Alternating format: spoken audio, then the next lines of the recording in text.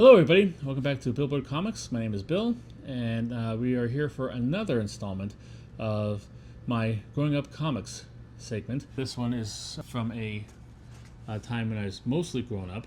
I don't think I've officially 100% grown up yet, but this is throughout my whole life as a collector. This is my first major comic book convention I went to. It happened after I started dating the woman who would become my future wife. And it's a funny story because so basically we had a long distance relationship. She lived in New York, I lived in Pennsylvania, and every night she'd call me and talk to me because she had a much better job than I do, and she could afford the long distance rates. And this is before everybody had a cell phone that long distance rates didn't really apply to as much as it did with the landlines. So she'd call me and we'd talk about stuff, and like the whole thing we'd be on the phone together talking to each other like we were like living together. It was like basically a conversation, but we'd do other stuff while we were on the phone with each other. She'd do her dishes or do laundry or make herself dinner, and I would do the same thing here, or I'd read a book, or she'd watch a TV show, and we'd just talk about what was going on. And we're talking there, and we're talking about this. I was like going through my comic books order, and I was like flipping through my issue of Wizard magazine. Yes, I did have Wizard magazine on my pull list. You might think that makes me a horrible person, but you know what? A lot of people did. And if they say they didn't, they're most likely lying, and I don't know why they would deny it. It was a big thing, and I kind of was like just flipping through it, looking at the pretty pictures, looking at some stuff. I really liked the segment where they actually did fan casting for movies and stuff like that. I thought that was always very, very, very fun thing to go through. But I'm flipping through this, they're talking to us, and then like it's like one of the moments of serendipity in my life. We're talking, and then I flip the page. This is my wife says, you know, if you want to go on a vacation together, we could do that. And just as she got done finishing that, I flipped over to an advertisement for their Wizard World Chicago. This is back in 2002. Yeah, that's okay. What would you think about going to a comic book convention? And I did this figuring like, okay, eventually she's going to come to her senses and lose interest in me.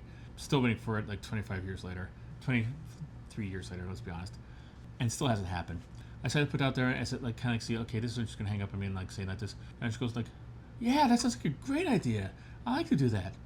And then I realized like, oh god, I gotta start saving up for a ring for this woman because this one's a keeper, and she is, and she's still around today, despite me not being at all a good catch in any way, shape, or form. But I digress. Enough about my low self-esteem. Let's go back to this.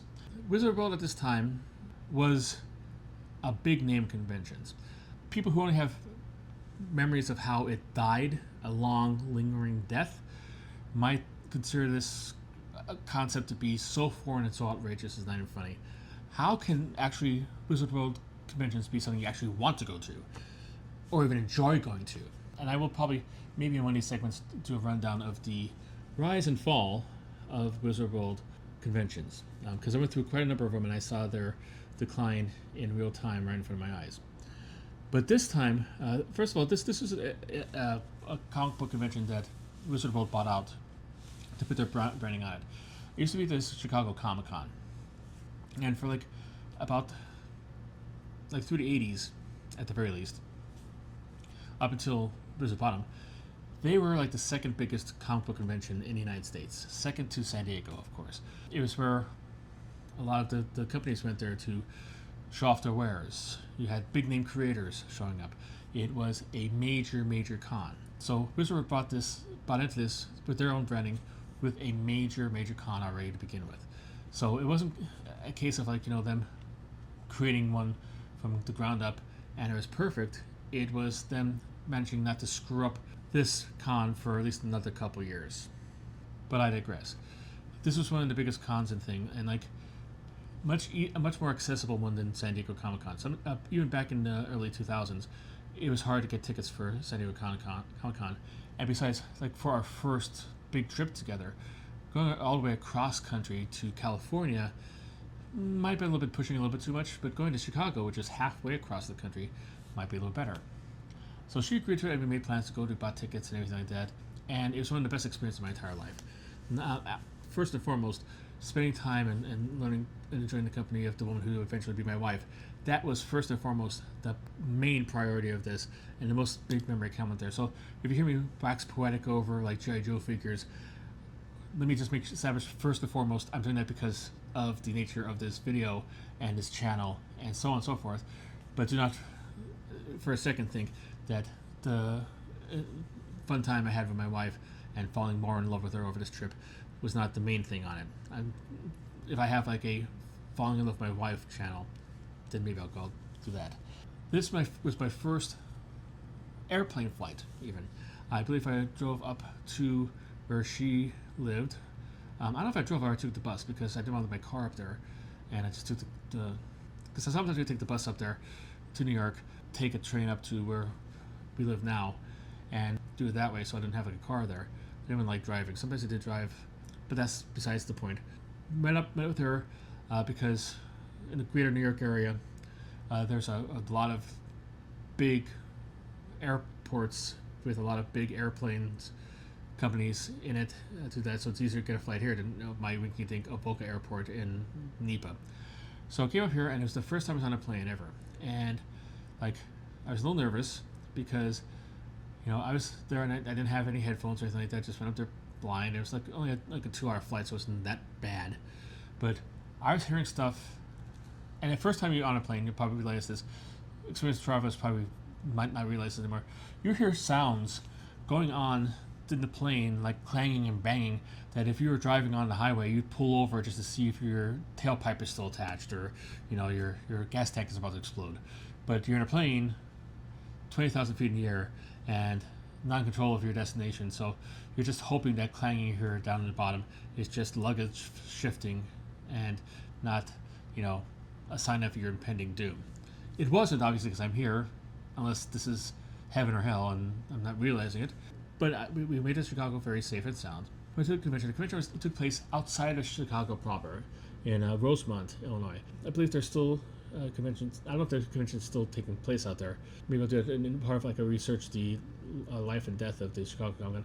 I know C2E2 is the latest big Chicago Comic-Con, but I think that takes place in Chicago proper, in the actual city.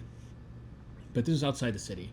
So I remember, like, if we had to go into Chicago for any reason, we had to either take the train, which was a pain in the butt because it like came like maybe once an hour, and if you missed it, you're stuck there for an hour, or take a cab ride, which we ended up doing, but which was cost a lot of money. But we're young and in love and spending money like there's no tomorrow.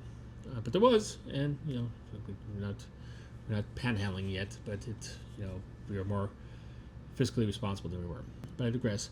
The WizardCons back then, getting back to how big it was huge. They had massive.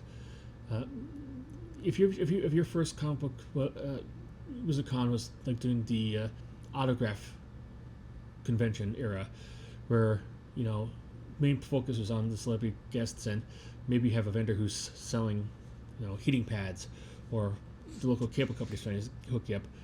This was more of a comic book convention. DC had a booth there. Hasbro had a big booth there.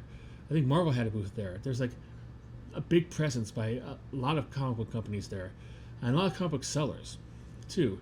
It was more of a classic kind of like not quite as big as San Diego. It wasn't like kind of like the whole not a big media presence as far as I can remember, but it was a big comic book convention, one that was bigger than I ever saw.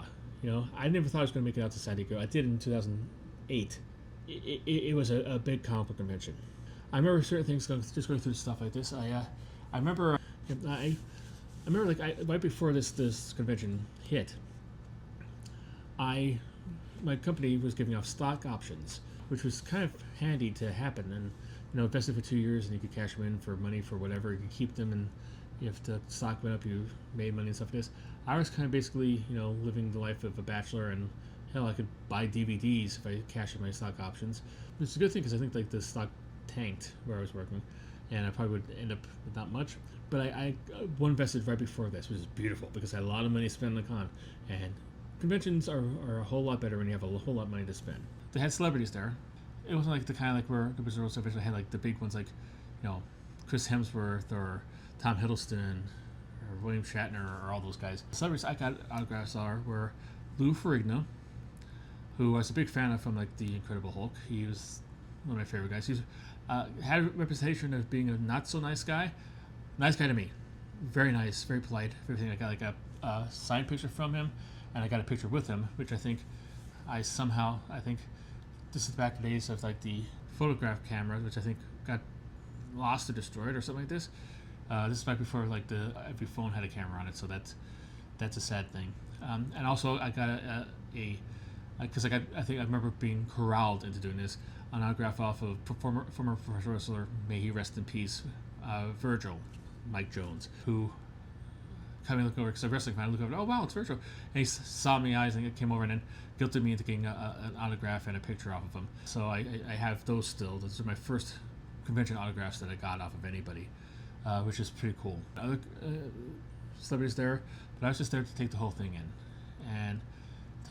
I remember like my main thing was to try to get as many Avengers comic books that I could, and then try to fill in holes other places. And luckily I went to this one vendor, and he somehow just took in a collection of Avengers comic books. Not all of them in great condition. A lot of them, some of them had like were all bunkered up. Some had the Marvel stamp cut out of them.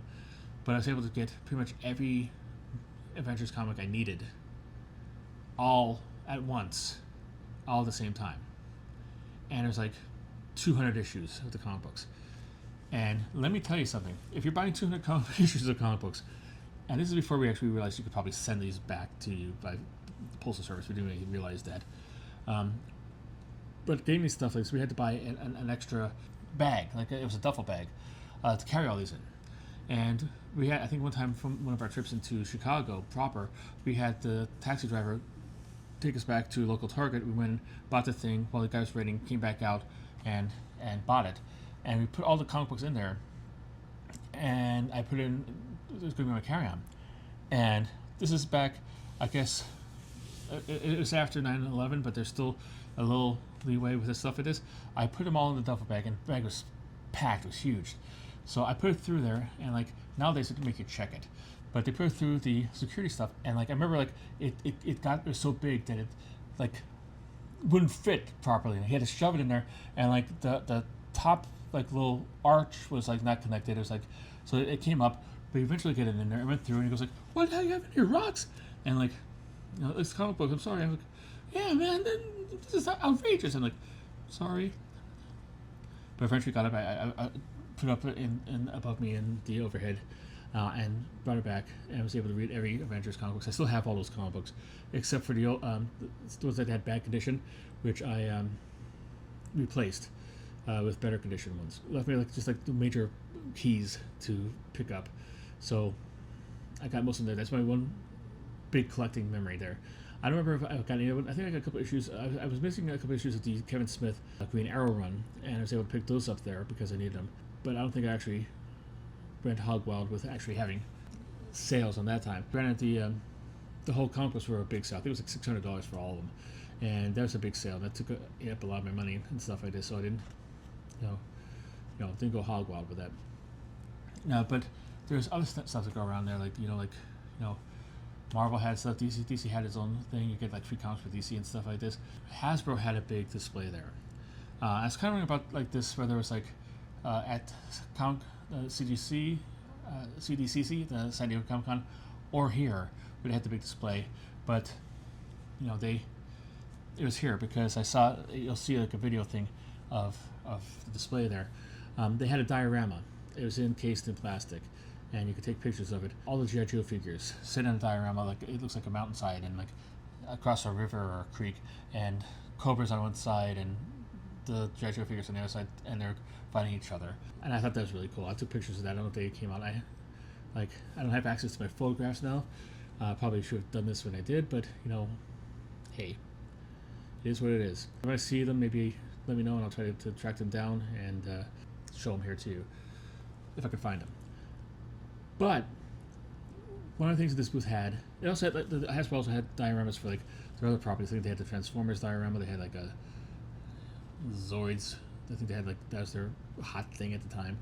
But they also had like these full-length, life-sized replicas of comic book, like the action figure packaging, which you could stand in and get your picture in. And they had a Baroness cosplayer for the G.I. Joe figure, and I was a big G.I. Joe fan. So uh,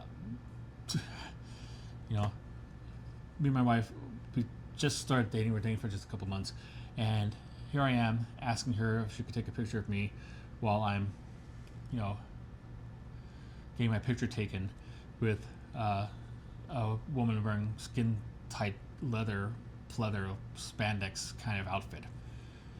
And she did, and she was okay with it. She's really centered. She is like really confident in who she is and our relationship, and I'm glad for it. And she continues to this day because she knows I would never stray, and she knows that I know that if I did, she'd kill me.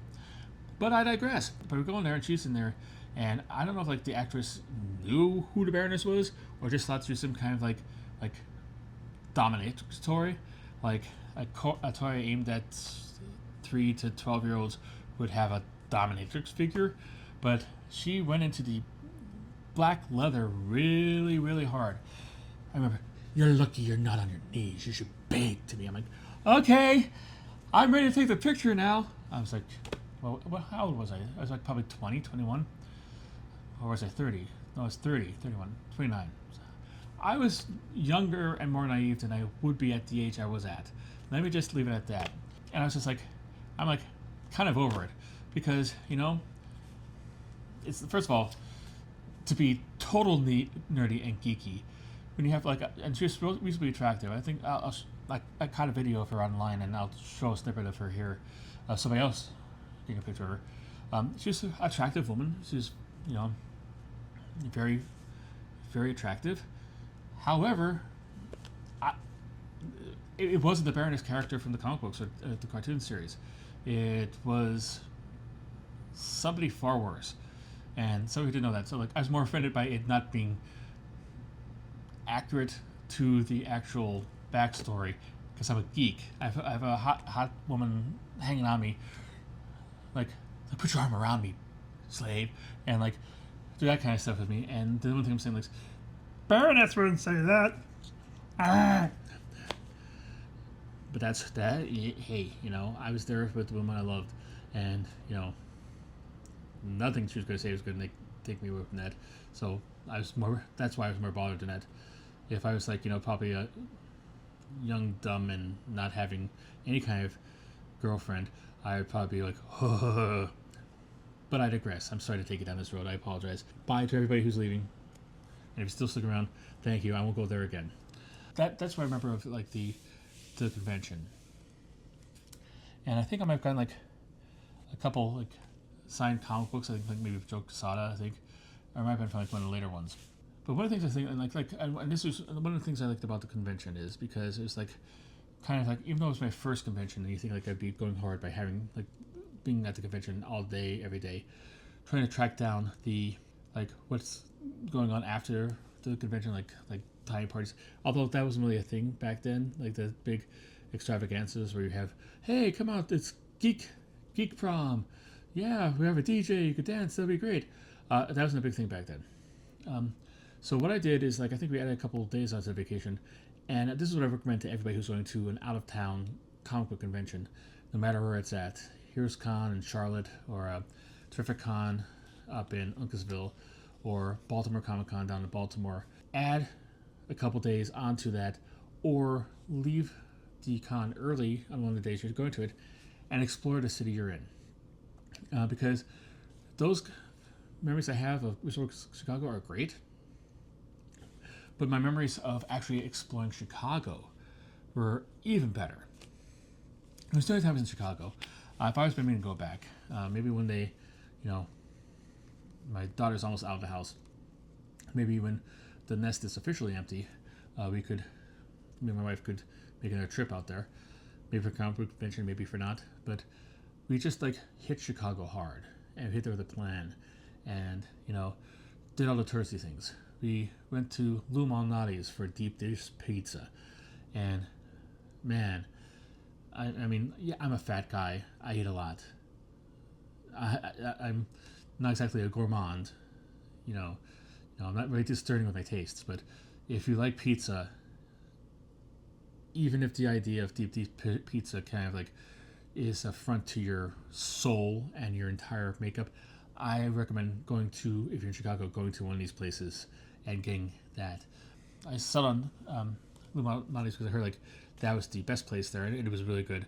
And it was like, man, it's a meal. Like one piece is a meal for you, and I'm a fat guy who can eat a lot, so take that into consideration. And that was back 23 years ago, so it's probably just as good, if not better, with AI technology. They're making AI pizzas, and you eat it, you become smarter. Don't quote me on that. Don't sue me if it's not the case. But we also went to. I'm a big fan of Saturday Night Live. If you are following my writing on Film Buff Online, and you should be because it's awesome. It's a great site and supports me and my friend Rich. I was doing a whole segment on Saturday Night Live. Big fan of the show. Big fan since I was a little kid. I was watching that way before I should have been able to. A lot of the people from Saturday Night Live, if you know it, came from Second City, Chicago. It's an improv troupe that is in Chicago, came up in 1959. Everybody from Alan Arkin to John Belushi to Dan Aykroyd to Tina Fey to Steve Carell to Stephen Colbert came through that. And that is just a tiny percentage of the big names that came through that. Chris Farley, Mike Myers, it goes on and on and on. But I wanted to see that. So we went outside. And I think I spent as much, the second amount of stuff I spent in the entire Chicago trip wasn't an additional purchase at Wizard World. It was at Second City because we bought the tickets. I bought a t-shirt. I think I wore it till it fell apart. I might still have it someplace. I don't know if it fits me anymore or if it's in any condition to actually be worn. But I also got a book about Second City and a whole bunch of other stuff. It was a dream come true to be there. And another dream come true, especially as a Saturday Night Live fan. When we went there at the time, it was the time when they were doing a Taste of Chicago. Taste of Chicago they have in Grant Park. It's kind of a yearly festival. I think they have it several times during a year at different parks. But this time it's like the main one, the big one, in Grant Park. And basically they have it's free to get in. You buy tickets, and they have all the local food vendors around, and you give your ticket over to them, and you get a sample of their wares. And if you're familiar with Saturday Night Live, you remember when the skits is like, I think it's the Olympia Diner. I don't know if that's the real world one or the Saturday Night Live named version or both. But it's a thing where they're going to like no Coke, Pepsi. We're doing cheeseburger. Who's eating cheeseburger? Cheeseburger. And like it goes cheeseburger. And they're making cheeseburger. Okay, I'll have a cheeseburger. We have no cheeseburger. I'll have cheeseburgers. I'll have cheeseburgers. Because the guy's making cheeseburgers for everybody. He thinks he's making cheeseburgers and stuff like this. One of the most famous skits and sketches in Saturday Night Live history, but it's based on a real Chicago area restaurant, which I think it might be the Olympia Diner. They had a booth there, and of course they're playing up the whole hamburger. I'm like cheeseburger, and like you could hear them like they're using it as a carrying call to everybody. Cheeseburger. So like we went there, and I actually got myself a hamburger. Like they had gourmet food. They had like food from every kind of nationality you want, like every kind of like gourmet to hamburgers to stuff like this. But I had to get a hamburger from those guys just to have so I could eat a hamburger at the diner that inspired one of my favorite sketches from Saturday Night Live, and I did that, and that was awesome. Another thing is like we did like another thing we're looking for stuff to do. We went to Navy Pier. Just on a whim. It's like a kind of like a Pier has a amusement park there. But they also have like theater there, and we were there just having a random stuff. And there's theaters that get this show called The Bombardier of Errors, and this is the one minor bone of contention that I had with my wife. My wife was kind of like, she didn't really want to sit in a theater on our vacation. She wanted to do other stuff. We could walk around and do stuff. I'm like, this sounds interesting. Bombardier of Errors is a hip hop version of the Shakespeare's Comedy of Errors. My wife considered it as that being Hamilton before it was Hamilton. I agree to disagree with her because Hamilton it's more of original, and this is more inspired by Shakespeare. So that diminishes from Hamilton a little bit, but it's a in the aspect of having a kind of a scholarly presentation done in a hip hop format. Yes, it is Hamilton, but it's one of the best things I ever had. There's 4 guys doing the entire show, every part, male and female, going back and forth, and all of like the lines of dialogue were done in. We worked into a hip hop kind of beat, and with the DJ working there and stuff like this. And you wouldn't think like you think it'd be like hot hell, but it was awesome. It was the best thing I have. And like I don't know if it's still around or anything like that. I tried to research about like trying to find like if it's still being published. You could get like the book and the music on Amazon and some other places. And there was a website devoted to it that I don't know if it's still being. It looks like it's still active. It's not on the Wayback Machine, but it's still up and running. But I don't think it's actually being actively performed anyplace now. But it was amazing. It wasn't just in Chicago. Chicago was one of the stops, but I think it made like New York. It was like I think in the Edinburgh Fringe Festival, and if you know theater of the theater world, you know that is like a big kind of like feather to keep in your cap. But that was like one of my special memories, and like my wife was like one of the things like I think like one of the things like she kind of like gained a little more trust and like affection for me that way, because I had to convince her in that, and like if I convinced her in it and it sucked, she might have been saying like, what am I doing with this guy? But it sucked and she loved it. She was like, okay, this guy's looking out for me. This guy's not gonna make me do anything that I don't like, that I won't like. He's got my interest in his heart, and you know what, maybe if he proposes to me, I'll say yes. And she did, and here we are over 25 years later, and we're still together. But the bonding experience, the start of that, building the scaffolding to support that 25 years of marriage, started on this trip, and I will always remember it. And that's what I say about like you. Did anybody out there attend Wizard World Chicago 2002? Do you have any memories from it? Do you have any memories of like stuff that I might have forgotten, because like I said, it was all kind of like new, and it's all, you know, like when you have an experience, it's like, oh wow. It like your mind doesn't really keep the information, just kind of washes over your brain and goes away, and certain things hit and certain things don't. What was your favorite part of the con? Like, remind me, and maybe like I'll remember. Oh yeah, I remember that. That was great. Do you have an experience similar with your first big major con? What was your first big major con? Let me know in the comments. Let's start a discussion about it. If you liked what you saw here, and if you're watching this now, you stuck around this long, you should probably do that. Hit the like button, subscribe, because I do this quite often. This is a recurring feature for this site, and I have a whole bunch of more ideas coming down the pike. And I also have a whole bunch of ideas that you'll see in a, I think it might be, on one side of my face is going to be the playlist of the Growing Up Comics. So you could peruse at your will and your leisure. So let me know. Let me do that. Like, subscribe, hit the bell for notifications, and I hope to see you again in the future. Until I do, keep on collecting and going to comic book conventions and creating life memories, and taking time to explore the city that the convention is in, because magic happens outside the con building as well as inside it. Thank you very much, and I'll see you next time.